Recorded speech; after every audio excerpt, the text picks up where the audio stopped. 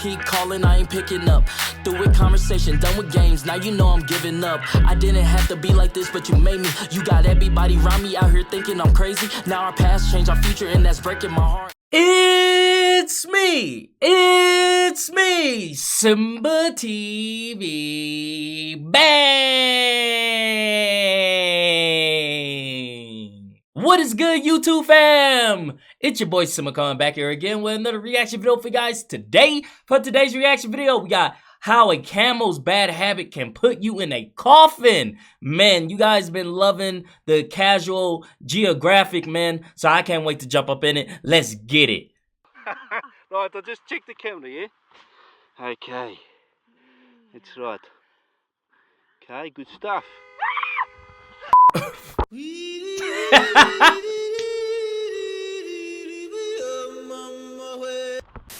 You know, they say an average of 183,671 people are added to God's recently deleted folder every day. Some of those people retired from life in some of the most outrageous ways possible. For example, vending machines and coconuts sell more real estate in cemeteries than the headliner of Jaws. But what if a can of soda was responsible for ending your way of life without you ever even drinking it? Well, Richard Molesky was the owner of the Tulum Monkey Sanctuary in Mexico, and yes, a can of carbonated diabetes is why I said was. Chicago-born Molesky was a natural animal lover who worked at the sanctuary for well over a decade, where he would become close with a lot of the animals, but especially a male dromedary camel whose name was never released to the public.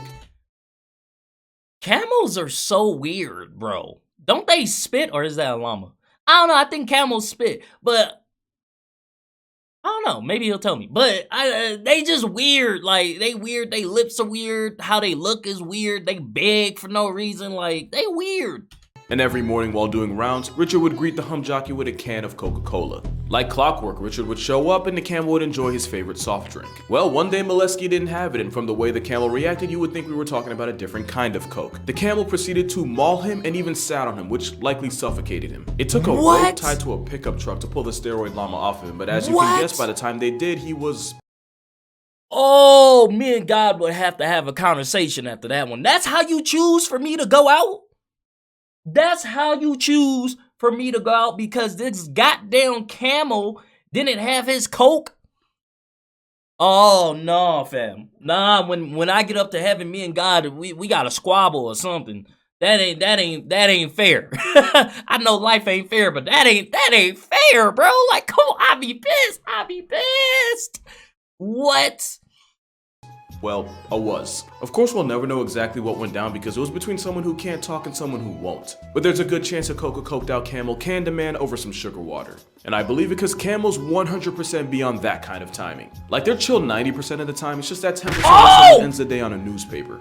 Like one time in Rajasthan, India, a man was entertaining guests in his home when he realized he parked his camel outside in a brutal 110-degree heat. That's 43 degrees Celsius for the rest of the world. Well, apparently 6 hours of sun only breeds homicidal intent because as the man tried to untie the camel suplexed him and slammed him into the ground. The camel then took his head, bro. He put his head in his mouth and just picked him up like he was nothing. He popped that boy like a pimple.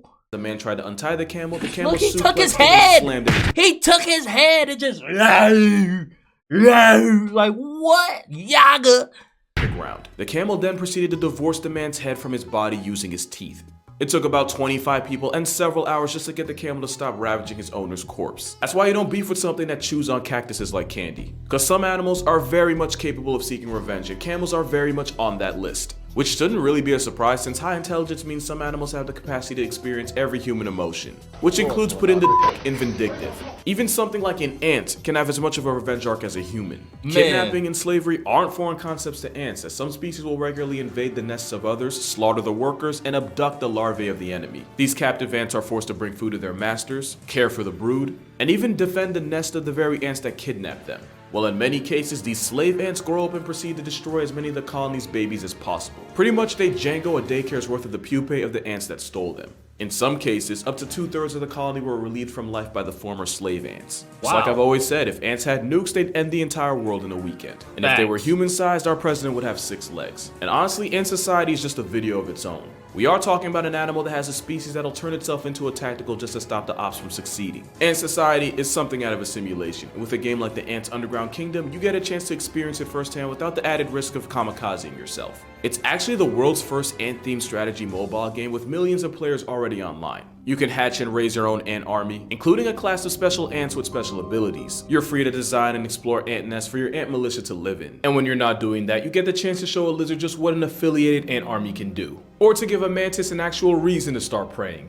And if you have a fear of spiders, then this game might be the best form of therapy you can get. And with the cold times on the come up, the Ants Underground Kingdom has just released a brand new winter version, Snowfall and all. This game was awarded the best game changer of 2021 by Google Play, and with stunning graphics and enticing gameplay, it's no mystery why. And as a special thank you for all the support they've received, the Ants Underground Kingdom will be opening up a Black Friday store from November 22nd to the 27th. It's only available once a year, so once it's gone, it's gone. So to see life through an ant's eyes, and to see just how screwed humanity would be if ants were in our weight class, make sure you download the Ants Underground Kingdom using the link in the description. And if you use my personal redeem code CASUALANTS, you'll receive 50 eggs which you can use to cop purple special ants and other neat prizes. Now, if one of those eggs happens to be stolen, it might be lights out for your entire kingdom, because ants don't play about theirs. Lots of animals don't. There's a lot of animals capable of premeditating and executing acts of revenge. Like you probably already know that crows can remember faces and carry grudges for up to and sometimes over 5 years. But they'll also pass down their prejudices to their children, so you could really catch a feathery fate over something you did. They raise up their children just flying around people like, yeah, that little motherfucker right there, it's on sight whenever we see him, okay? Whenever we see that person right there, you gotta fade him. That's crazy. And he took it personal. Like, no, I did not know that. I did not know they hold grudges and can remember people's faces. Like, I gotta be careful. I'm good, bro. Like, can you imagine? You on a date, bro. You on a date, and like prior to that date, you didn't like ran into a flock of crows, you feel me? Scared them off or whatever. And then you on this date like 5 years later, bro. And you just walking, and these flocks of crows just come out and pack you. They just pack you up. They just, oh my God, they just whoop your ass, bro. Like, and it's just, it's the crow daddy and his sons. They just beating your ass in front of your date. Nah, fam. Nah, I did not know they rolled like that. They some menaces. Did to his crow father. The flip side is that crows also remember those who did right by them. So if I ever happen to get arrested, it'll likely be for using Wendy's fries to weaponize crows. But I'd advise you not to underestimate the carnage that comes with beefing with the Black Air Force of the sky. Once upon a time, a man named Shiva Kawat attempted to save a baby bird he found near his home. Despite his best efforts, the chick didn't make it. And even though his intentions were good, all the neighboring crows saw was a past tense baby crow in his hands, and that's when violence was selected. For the next 3 years, he'd get air jumped every time he left his house by a homicide of crows. Like to the point where he has scars and has to travel with a stick to protect himself against the aerial onslaught. Hell no! So basically, if he would have let that baby crow expire, his quality of life would probably be higher. Expiration of life is the only conclusion when you beef with a buffalo. I'm gonna keep this brief because I've talked about them before, but basically the Cape Buffalo is a 1,200-pound John Wick. Not only will injured buffalo literally die trying to drag you down with him, just like crows, the Cape Buffalo will ride for theirs. In 2020, trophy hunter Claude Clayhans took down a massive male Cape Buffalo. But as he and his crew started loading the stole-evacuated buffalo onto his truck, another buffalo from the same herd pulled up and gored him, in the groin no less, which severed his femoral artery and sealed his fate. There have been reports of these trench cows chasing hunters into trees and then camping under the trees just waiting to cut them from Earth's roster. And like I said, it's not just humans getting hunted. Since Cape Buffalo have been known to Uno reverse lions by waiting for the adults to go off on hunts just so they can turn the unsupervised lion cubs into wet spots. Oh, if elephants wow. don't forget, then the Cape Menace doesn't forgive. And you'd be surprised at just how many animals are smart enough to pay you what you're owed. Like, I bet you weren't expecting Octopus to be in a video like this. Well, roll the tape. Oh! It turns out Octopus and some fish will work together to hunt, and the Squidwards of the sea will occasionally uppercut their co-workers to keep them from cheating them out of food. It's also believed that the octopi that have been exploited in the past are more trigger happy with their tentacles. Of course, there's also a good chance that octopi might Tyson fish purely out of spite, but punishing someone for someone else's crime technically still counts as revenge. Also, cephalopods can be just as spiteful with each other. Like here, where a female octopus got tired of a male trying to mate with her, so she proceeded to throw silt on his face. And octopus are more than smart enough to aim their malice at people. As researchers will tell you, sometimes octopus will purposely take— Ooh, that scared me. Ooh, no. See, man, everything in the wild is just crazy, bro. Like, they are just menaces to society, G. Like, what? And squirt ink at the very scientists studying them. Not only that, but they'll often have specific people that they like to pick on. One octopus in an aquarium in Dorset, England, got into the habit of super soaking anyone who would walk past his tank. Another octopus in a Santa Monica Pier aquarium flooded the place after she disassembled a valve in her tank, sending 200 gallons of water rushing onto the exhibit and office floors. And Otto the octopus flashed his middle finger to humanity when he squirted water on a nearby spotlight, short-circuiting the entire aquarium's electrical system. Workers would fix it in the morning, but since Otto would do it at night when no one was around, it took a while for him to be found out. And of course, there was that time a YouTuber tried to live stream herself eating an octopus, but the only thing he fed her was an L. So yeah, octopus have the intelligence to be on timing. But at least with them, the worst case is property damage or a suction cup to the face. Things get a lot worse when you piss off the next animal, because tigers are by far the most vengeful animals on the planet. Like, the lengths they'll go to get even is what movies are written about. Like in 1997 when poacher Vladimir Markov shot a tiger and then stole part of its kill. His mistake was leaving the tiger with a pulse. That tiger would get him back, but it wasn't in the heat of passion like the camel. Nah, this John was premeditated. The tiger would stake out Markov's cabin and destroy anything that had the hunter's scent on it.